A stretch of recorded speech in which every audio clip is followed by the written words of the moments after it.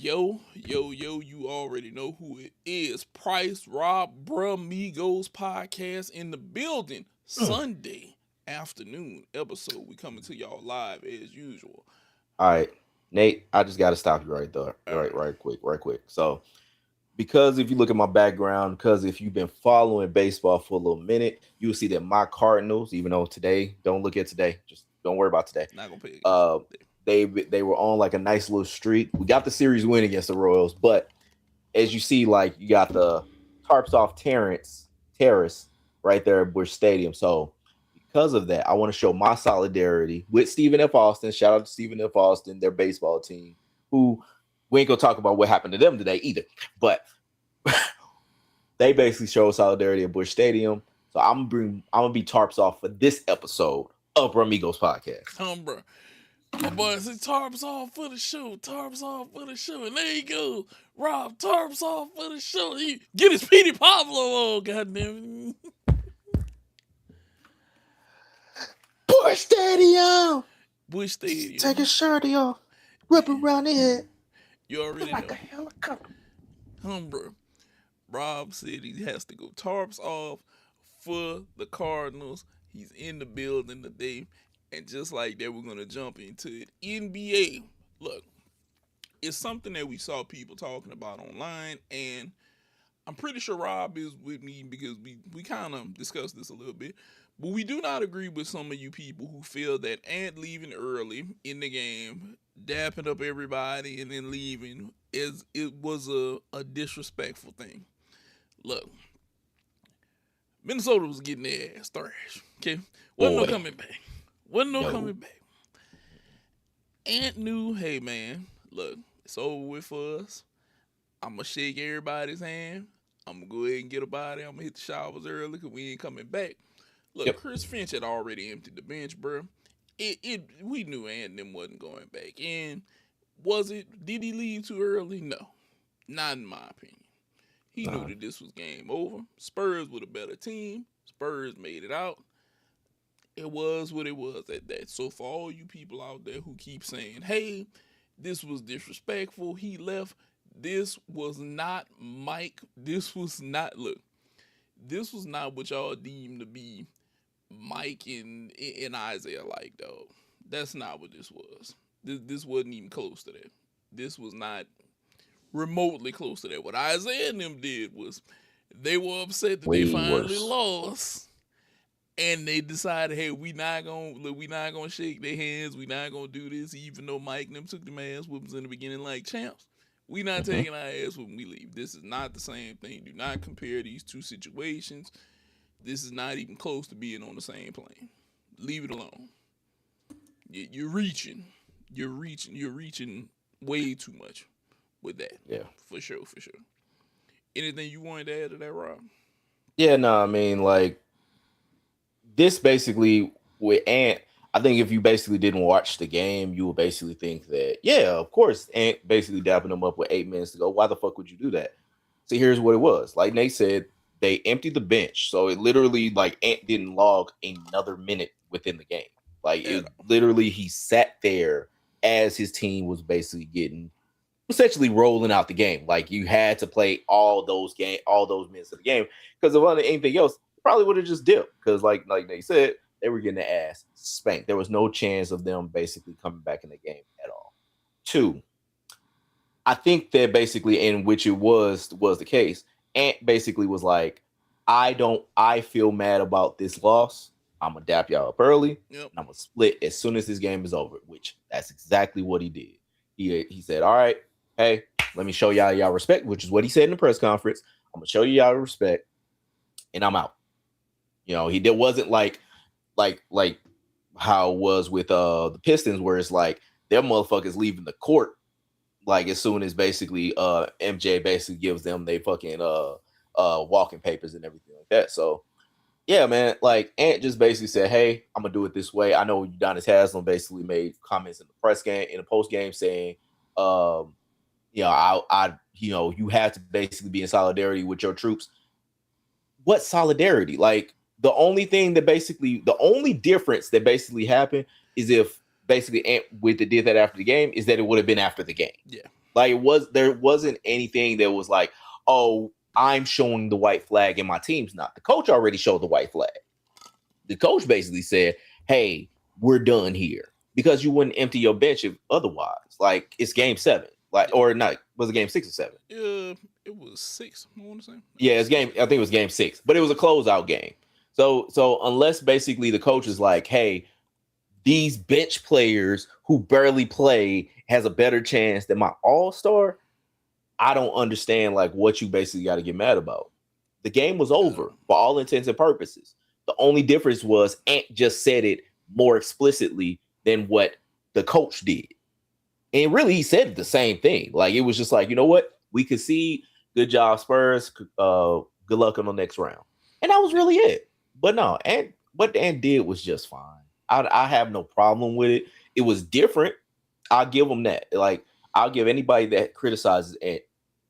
It was that. It was different. But overall, it was just a speeding up of the inevitable, which was Ant saying, hey, y'all won, y'all got us. Good luck on the next round. Exactly. I think that was still sportsmanship. It just wasn't sportsmanship in the way that you thought it was going to be. Exactly. Now, jumping from that to this. I'm too ready. Chet versus Wemby tomorrow night starts. Big 7-footers. The big 7-footers gonna get to it. It's gonna be Chet versus Wemby, Shea versus Stefan. This is gonna be the matchup to me, Rob. To me. This is my NBA Finals. Yes. This is my NBA Finals. I agree. Because I believe whoever wins here is gonna beat the next team. Yep. Which I will talk about the East Coast in a second. Who do you feel like can pull this off, Rob? Chet versus Wemby. We going in. Is this 6 or 7 games? How does this play out? Or how would you want it to play out? I would love for it to be 11 games. I would love for Spurs versus Thunder to be a best of 11. I want that. I want it as much as possible. I want Chet versus Wemby. Because if y'all don't understand, because I know people have been saying, especially because congratulations to SGA on the 2nd straight MVP. Mm-hmm. But people are basically saying that this is SGA versus Wemby because they're trying to get into the algorithm. So they put 2 names that are more recognizable together and basically saying that it's much more, it gives them more views and everything like that. So it's not as if, they just basically going after what the actual rivalry is, which is Chet versus Wemby. No, they go after the 2 recognizable names. So that's why people doing that. When Victor Wembanyama and Shai Gilgeous-Alexander do not have any level of rivalry. They seem like they actually would be very close aligned, especially when it comes political, or I don't know about political. I don't know what the fuck SGA likes, to be completely honest with you. But they seem like they would get along like more kindred spirits. No, Victor Wembanyama and Chet Holmgren hate each other. They do not like each other. If you ever watch them play, there's a lot of animosity between them. There's a lot of frustration between them. Like, these 2 motherfuckers do not like each other. They don't. And so this is what the actual rivalry is. And different than what SGA versus Wemby would be. They play basically the same position. Chances are Wemby is going to guard Chet. Chet is going to guard Wemby. Unless they want to basically have some level of giving somebody the off time kind of thing and having them on somebody else. But no, these 2 motherfuckers, I really see basically being at each other. Like, I know we talked about, hey, there might be a one-on-one tournament, like for All-Star game, like, who would want to do that? If basically they actually make a one-on-one tournament, those 2 motherfuckers gonna call each other out. They don't like each other. This is actually what you would want as far as, like, if you're an NBA fan, if you're a sports fan, this is what you want. You want 2 guys that are competitors, that are similar size, and basically have a history because they've been playing with each other since they were kids. And basically going in different tournaments at each other because Chet's representing the USA, Victor's representing France. These 2 guys have basically been kindred spirits of hate with each other. This is what we want. This is what the NBA Finals should be. If we could basically reseed everything and make it to where, like, a BCS style, this is what I would want. I would want Chet versus Wemby for 7 games. So you did ask me, who do I think is going to basically pull it out? Mm-hmm. I'm saying Thunder in 7. Saying I Thunder think and Thunder 7. I think the Thunder, even though the Spurs have had their number all season, I think the Thunder, when they're presently constructed, with hopefully Jalen Williams coming back and basically being a part of this lineup, I think you have even though it's kind of gonna be weird because like he hasn't played in a very long time. I think you have a much better. I think that they're gonna basically pull it out better than the Spurs, even though the Spurs have been playing phenomenally. I just think that I think they're gonna win it in 7. So I agree with you. 7 games, multiple reasons. I believe that the Thunder will make this happen. I believe Jalen Williams is going to come back, but I think where he's going to get his boost is he might start on that second team coming in. I think he's going to be the guy because AJ Mitchell's playing really good right now. Unless they just need a defender or another body to come out there and help. Now, with that being said, this is going to be a hellified series. This is going to come down to a few things. And some people are going to say maybe the refs. Look, it may be a foul call type situation, okay? It may be. But it's going to be, can Shai Gilgeous do what he does? Are his teammates going to get going? Are they going to implement the double big lineup that they have had at times with Hardenstein and Chet? How is this going to affect the Spurs? Who are they going to put down there to fight for boards with Hardenstein whenever they go to the double big lineup? I think these are things that will give OKC the advantage. I think the Spurs defensively, whenever they're locked in, they are very, very, very good defensively. Will the reigning MVP allow you to make him change his game? If he doesn't allow you to make him change his game and he gets to his spot, he gets calls, he does what he needs to do, this is going to be a long series for the Spurs. It's going to be a long series. And starting tomorrow, I suggest everybody log in. Clear your goddamn time. Be ready. Because at 7:30 tomorrow, Spurs Thunder, like you said, Spurs done had their number all season. But we know playoff ball is a different thing. Playoff ball is always a different thing. You can beat somebody during the regular season. It don't mean that you're going to automatically win come playoff time. I think we lock in. I think game 1 at home.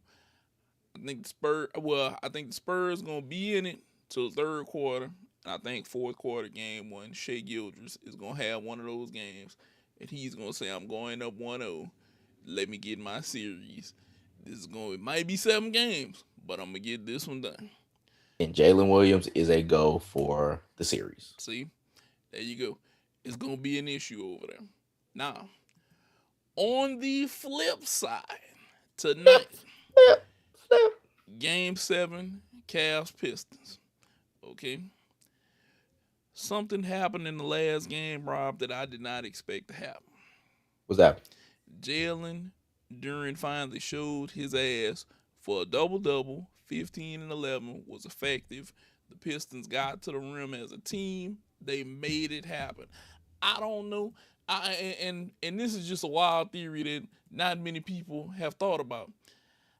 I think Jalen Duren Powers might have been taken by Tobias Harris. Really? It's some Monstars type shit, bro. Let me explain to you what. Tobias Harris started balling out of control, okay, during these playoffs, and Jalen Duren was nowhere to be seen. People don't realize Tobias Harris was out there just showing out, and then all of a sudden, last game, he only gets 6 points, but Jalen Duren gets a double-double, 15 and 11. Might have zapped his powers for a minute, bro. I don't know. I mean, is this a 10-4 do-rag situation, or are you just saying? It's a 10-4 do-rag type situation, bro. It's a 10-4 do-rag type situation. My shit on. Tobias might have took his powers, bro. He might have took his powers for a little, and then he gave him back. He said, the team needs you more than they need me. So they trading powers. They might be over there trading power because look, let me read something to you.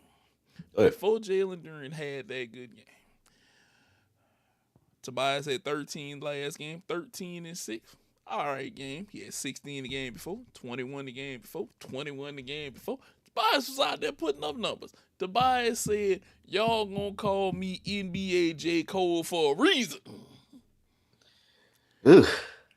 And then all of a sudden he started to decline, and it's like, they must have had a little power transfer. He's like, I gotta give it back to you. You need this more than me. Take this. You go back to doing what we need you to do. And Duran had an efficient game. 7 to 10, 15 points, 11 boards. Now it could be more to it than that. But that's what it looked like. But tonight, we do see if Detroit can close this out. I will say this.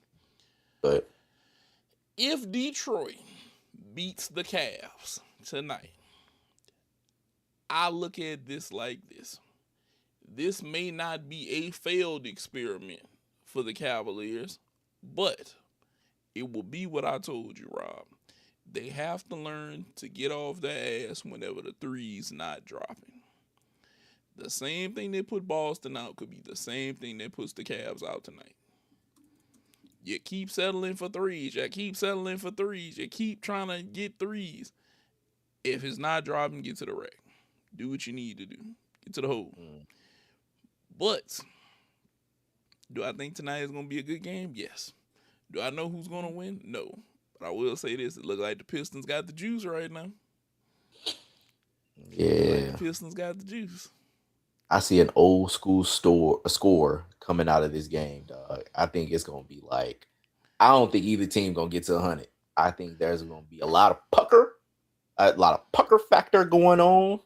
Like a lot of sphincter squeezing because there is like, I think both teams have something that they basically got to like come up with and like really like essentially like go with. So what I'm trying to say is I can't find the word. James Harden has to prove himself to not be a playoff choker. James Harden basically has to show that I am somebody that, yes, I'm one of the 75 best players in the NBA history, but I'm also in a former MVP, but I'm also somebody that you can count on when it comes down to it. Because like I've been hearing a lot of people make like comparisons to James Harden. James Harden right now is Clayton Kershaw. Not as great as what Clayton Kershaw is, but like if y'all remember what Clayton Kershaw was doing before he won in 2020, that motherfucker in the playoffs was giving up motherfucking stinkers in the goddamn playoffs when it mattered most. Whether it was the NLCS or the NLDS, that motherfucker was fucking up. James Harden basically, but he's a legit first ballot Hall of Famer.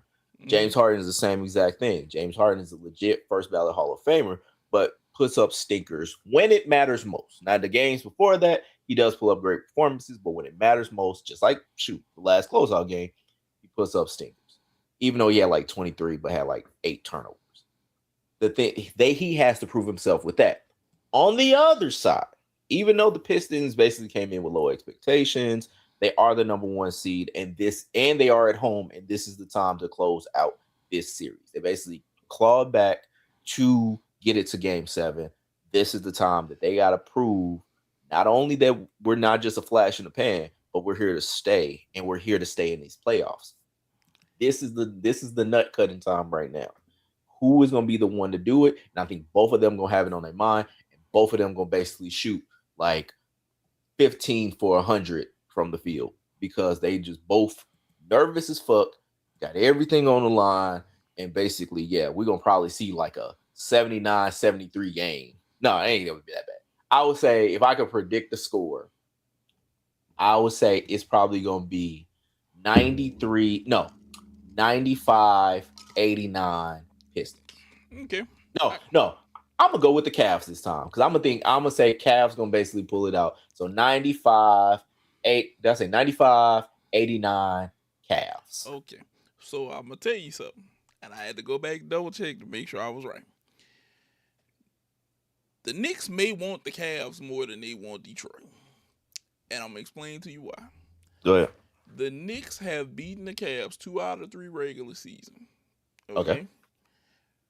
They have not been closer than 15 to Detroit all season. Means they have lost every game to Detroit by 15 or more. And these are games with Jalen Brunson, with Cat, with their lineup. They have lost like that. 15 or more every game. The closest game is 15 points. So I'll say this. New York may be praying for Cleveland to pull this out. Granted, it wasn't but one game I want to say that they played Cleveland James Harden. But outside of that, they have beaten the Cavs on the regular. They have not beaten Detroit at all during the regular season. It's been 15 plus ass whippings, including one that I want to say was like almost a 40-point ass whipping. It was like 80 to 119 or something like that. It's something diabolical. So New York, well, look, it's 90 to 121. These are the scores. 90 to 121, 118 to 80, and 126 to 111. Those have been the scores, and Detroit has beat them every time. So they might want Cleveland over Detroit. Because I'm gonna say this. I think if the regular season even has a pinch of how this could turn out for the Knicks, Cade Cunningham could be the new Trae Young if he waltzes in there and puts the Knicks down in the Eastern Conference Finals. He could literally become the new Trae Young for them, while Trae Young is still in the conference. Yeah, it's one of those things. It could happen, bro. It could happen. So I got a question for you. Because even like we talking about the Knicks, and we do have to have our obligatory LeBron question. Let's fast forward to October. Do you see LeBron James in orange, blue, and white? Hell no. Even if he's like, I've been wanting to do this my whole life. I grew up a Knicks fan because he grew up basically a fan of. He's that.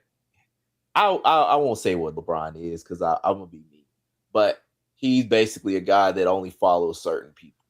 And so, do you think that basically he uses this time to then become the Knicks guy that he's always wanted to be? So my initial reaction is hell no. But then I thought about it for 1 second.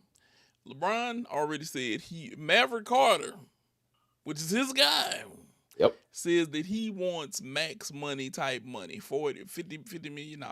So the only way that I see them getting him would be maybe via trade. But I thought about this. If Cat is the trade piece, Lakers, I might take this. And I'm going to tell you why. Go ahead. Healthy Luka, if you can keep Austin Reeves and you got Cat, you can do away with DeAndre Ayton if you want at that point. I don't see DeAndre Ayton lasting whether Cat is on the Lakers or not. But my thing was, I'm like, shit, if you got Luka and Cat, nigga, you might not need Austin Reeves. Like, I mean, your spacing is gonna be nice because you're gonna basically have another scorer and everything like that. Defensively, I mean, Cat has improved, I guess, defensively, but then you take him off of Mike Brown's defense. I don't know what that's gonna turn out to be. But I think, yeah, if you basically can swing that, like, shit, why not? That's what I'm saying. Like, the loan thing would basically work out. Like, if basically the NBA adopted a loan idea, so like you just basically get, say, Cat for a year, or you get, maybe they say, hey, instead of Cat, we want Miles Bridges because of his defense. Like, you can get somebody for the year and then have LeBron go lead, like basically have his swan song with the team. He go in Madison Square Garden and they'll do stop spreading the news and all that good shit, you know. And so, like, I think it's like, yeah, I'm actually with you. Like, I can't see him being on the Knicks. My thing is this: if Dolan, which he's not the best reputable owner, was to say, I don't want Cat, okay, and LeBron James to offer, I'm gonna be honest. It's two ways to look at this. I have LeBron playing in Madison Square Garden for a year, and I can make it to the playoffs. But there's a flip side to that. LeBron now has to fight all of the shit that's in the East Mm-hmm. that wasn't there Yeah, once like upon a whoa, time ago. look at all this shit here. Yeah. So, are you willing to take the chance of him and Jalen Brunson and Mikal Bridges having a fight for their right in the East right now? Because Boston is going to try to make that thing probably work for them with Tatum and Brown. That's a great team right there. Yeah.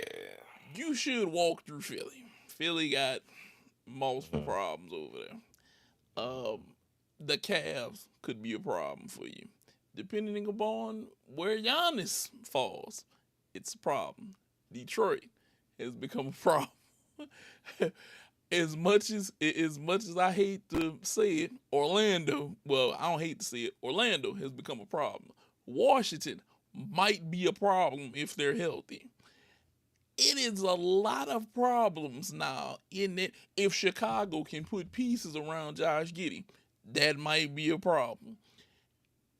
The Pacers, if they can get Halliburton back healthy and maybe make a move, they've been to the NBA Finals. They could be a problem. It's a lot of shit going on over there that could be a lot of problems right now. And I already got problems in the West. I don't know if I want to go to the East. I might just deal with the set of problems I got right now. And if I make it, I make it. If I don't, I don't. I ride off into the sunset. Okay? I don't know if I'm LeBron James if I want to go deal with those problems right now.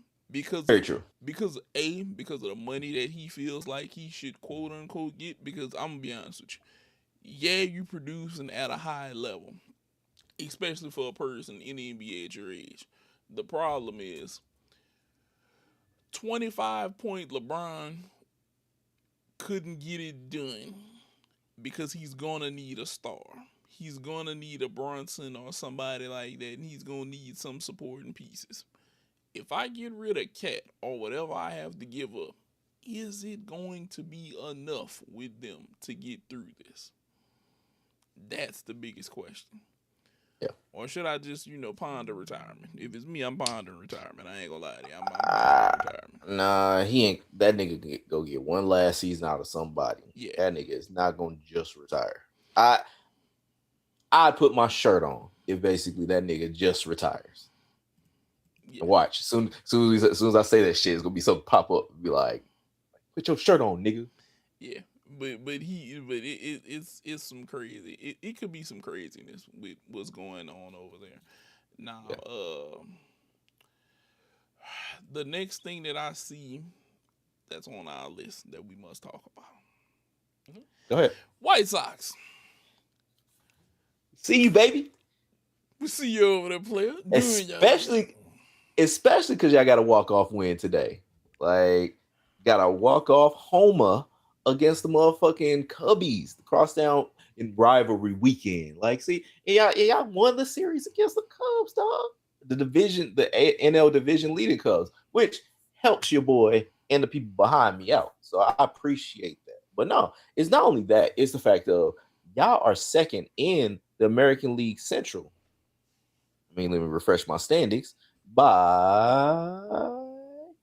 a game, just a game. Y'all 2 games above 500.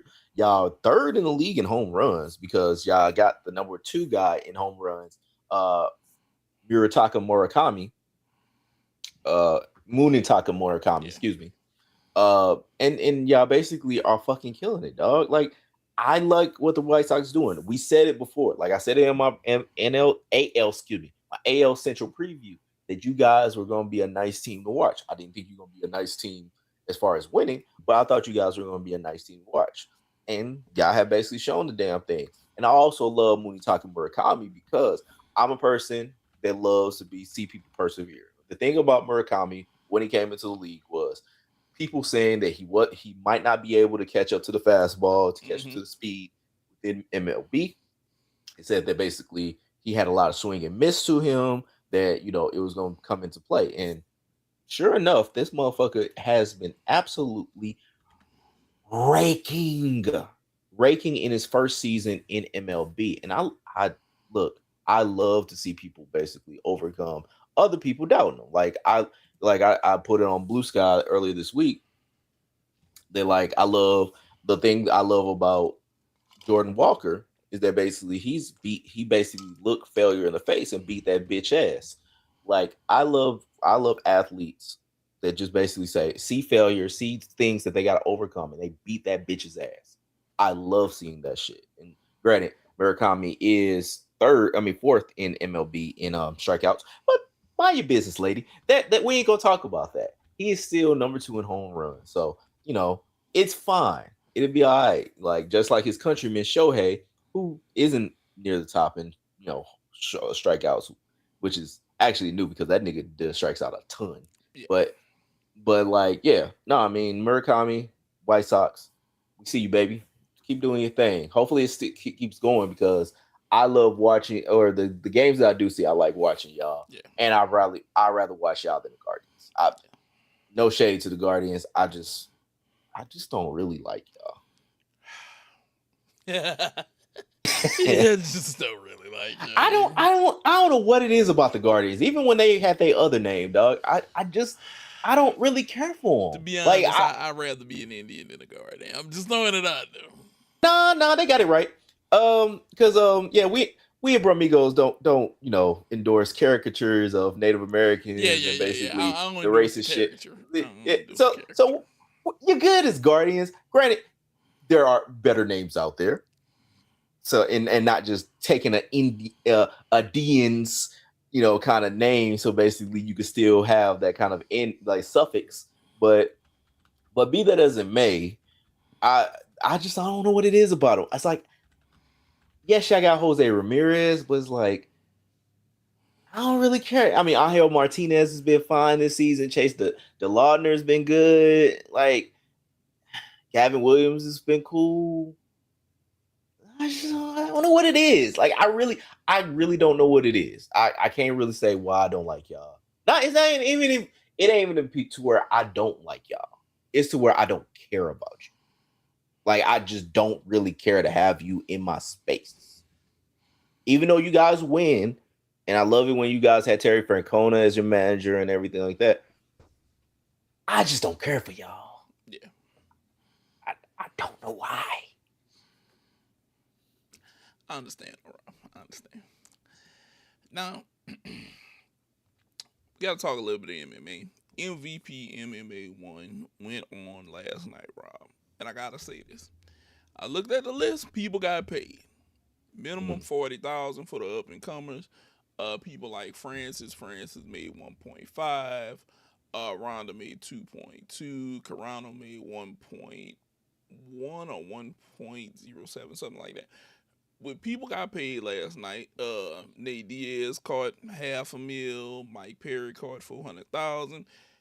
It was pretty good, but what caught my eye the most was Francis back, the Predator's back. He's knocking people out. He got him a knockout. He was looking nice. Felipe took one to the chin.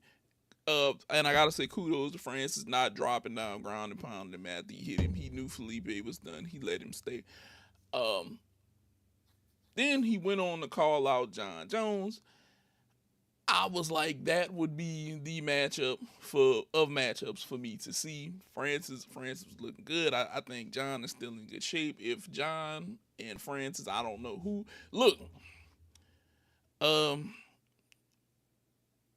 Look, Ala Sheik, I need you to make this happen right now. I need you to make this happen with the Saudi money right now.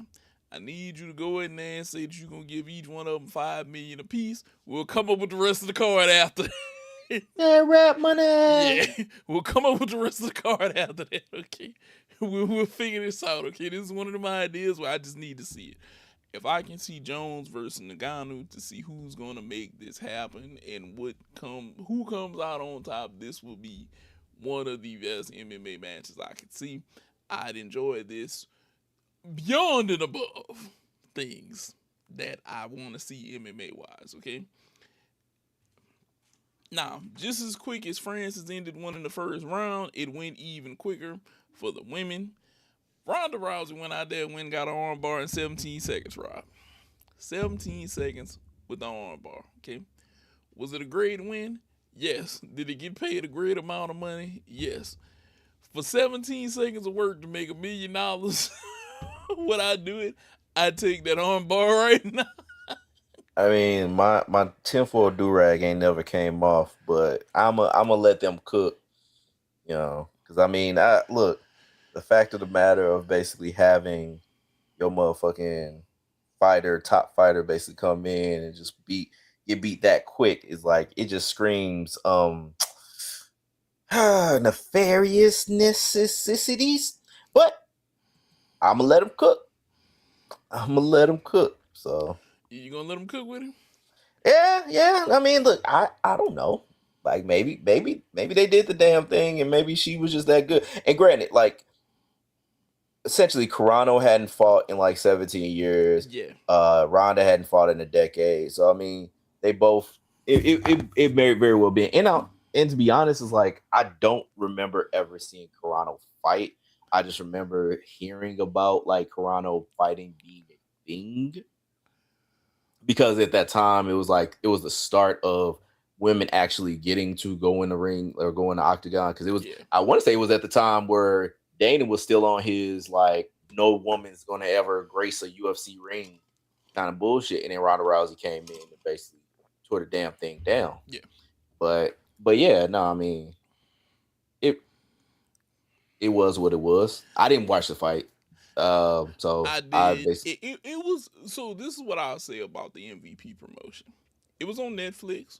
Was it good? Yeah, it was one of the better things that I watched be live on Netflix. I'm not gonna lie to you. To see them be transparent, if everybody got paid what they put out there, and even some of the lower people got 40,000, that's good for them. They got that. Your bigger names got what they got. Yeah. Perry has a little bit of a name. He got 400,000. Nate Diaz got his 500,000. It was worth what it was. Okay. Now for Jake Paul to come out there and like he said, "I'm coming for you, Dana. I'm coming for you," and then for Dana to tactically launch the fact that McGregor is fighting on the White House card was his touche moment. But I'll say this. Dana, you knew what the hell was going on, okay? You knew that people like Francis, people like Ronda, you kind of were beefed with Ronda whenever she went to wrestling at one point and she made her money and stuff like that. Look, you can't be mad at somebody for chasing the bag, okay? You can't be mad at them for chasing the bag, especially whenever you got it and you won't pay it to somebody, because you holding on to all of the money. Okay. Do I see this maybe being a threat to him? Possibly. Because he's in the one combat sport to me that, because of how he acts with people and what he said at times, makes you look at him like, I hope somebody else comes along and takes this from you so they can show you. Because it's been multiple people come out about him, about money and what he does and what he doesn't do, and it's always a money thing. So look, where there's smoke, there has to be fire, right? Because it's always somebody talking about, hey man, he be playing with people money, you know. And I never hear people say that about Fertitta and them. I always hear, especially when I hear Daniel Cormier talk about Fertitta, he always says, Fertitta was on point. We got paid. He likes it as champions to make $1 million. Blah blah blah. You hear stuff like that, and that's what I want to hear. I want to hear the fighter, the guy who's putting his life on the line. He's going out here. He's knocking somebody out. He's putting his body at risk. I want to hear that he's getting paid. If it's 500,000 of us tuning in for this pay-per-view at goddamn $50 a pop, you have the money after overhead to make this happen, okay? Between that and live tickets and everything else, you have to, you make the money. Trust me, I know you make the money. Because if people saw the prices for the tickets at the Sphere, they'd say the same thing that I'm saying right now. So I hope that this does light a fire for him to either do better or sell it to somebody else who will do better. Which I don't think he'll sell it. He's a TKO guy. You know that's what he does. Yeah, I agree. Now, we got one last thing that we want to talk about before we get about the show. I know the show is kind of short, but let me say this before we go. I could be right again this year. How many times have I already been right this year, Rob? Okay. I think 3. So, for you who do not know, here at Bramigos Podcast, we always make predictions. Let me count. You just talk. Yeah, just go ahead. I'm going to talk. We make predictions on champions and who win events in major sports. And so far, your boy has been on fire. I mean, nigga. Yeah, your boy has been on fire. I've been doing my damn thing. I've been doing it. So, count them up, bro. I got 1 for Indiana. Mm-hmm. You got 1 for Michigan. Mm-hmm. Michigan men's team. Mm-hmm. And then you had Rory. That was 3. Mm-hmm. I think that's it. Yeah, that's it. Which, to be real, if the Spurs basically win the NBA championship, even though I said the Thunder was gonna win, if the Spurs actually do win, I'll get 1. Yeah. So and just for the record, all of these predictions were made January 4th. Yes. Like this isn't like, oh, we predicted it right before the NBA playoffs, or we predicted it right. No, this is literally the start of the year. Mm-hmm. We predicted these people. I was rolling dice early, and I had already hit 3. 3. If nigga, the Avalanche, 3. If the Avalanche get past the Golden Knights and win the Stanley Cup, I will have 4. I will have 4 picks right this year. Already by June. The thing is, on the other side, you do got the Carolina Hurricanes, who basically haven't lost a game yet. Or no. I think they swept both series. I think they did. Hold up. Yeah. Because I was just looking at it earlier, but I can't remember if they swept both or what it was. But 4-0, yeah. Yeah. So they swept both series. So you going against a buzzsaw. Granted, Game 7 is tonight with the Sabres and the Canadiens, which that's fucking crazy, dog. Like the Sabres haven't won since, the Dominic Hasek years. No, they didn't win that year. I don't think they ever won it. Have the Buffalo Sabres ever won it? I know the Canadiens haven't won it since, like, I think 1990. But the Buffalo Sabres may not have won it. Because they had Dominic Hasek, but they never were able to win a Stanley Cup. Yeah, a bunch of division titles. Nope, no Stanley Cups. That's crazy. Yeah. So I'm going to throw this out there, though. Shout out to the Dominator. If Carolina makes it to the Stanley Cup, they split with the Avalanche during the regular season. So I got a good shot. I'm at a 50-50. All I got to do is make it past the Golden Knights. I make it past the Knights, and I get 4. Yeah, I'm rolling along at that point. I'm rolling along. Yeah. Just doing my thug thizzle out here. Just being great, being great at picking teams. I don't know why I didn't realize that it wasn't like 16 teams, or I didn't realize only 16 teams make the Stanley Cup playoffs. I thought it was like, I thought it was kind of like NBA, where it's like basically it's 8 seeds on this side, 8 seeds on the other. It's 16 teams in total. And you know why I'm feeling good that my Avalanche could win? We beat the Golden Knights 2 out of 3 during the regular season. We went 50% with Carolina. I just gotta make it past these. I just need 4 wins. 4 wins. If regular season can translate a little bit for me, that'll be 6 games, 4 wins, get to the Stanley Cup. Then I just need to win the 50-50 coin flip, and I have another one pick right. And yes, for all of you who think that we could be bullshitting, there's a video of us throwing the predictions up January 4th, Me picking Rory McIlroy to win. Yep. Look, I'm on point. You can literally go in the archives and see our smiling faces. And the homie, no, because was Visky on that one? I I'm think we not got his sure prediction. if he's there, but I think we do have his prediction. Yeah, we had his predictions on there. But yeah, you at least see these two smiling faces. I had a shirt on that day though. But like, yeah, you see us in there making our predictions, not AI, not that we didn't go come from the future to come back. Like, nah, we like real time said these are the champions. And this nigga basically this nigga been making it happen. Well, it's that way. This nigga been making it happen the whole fucking time.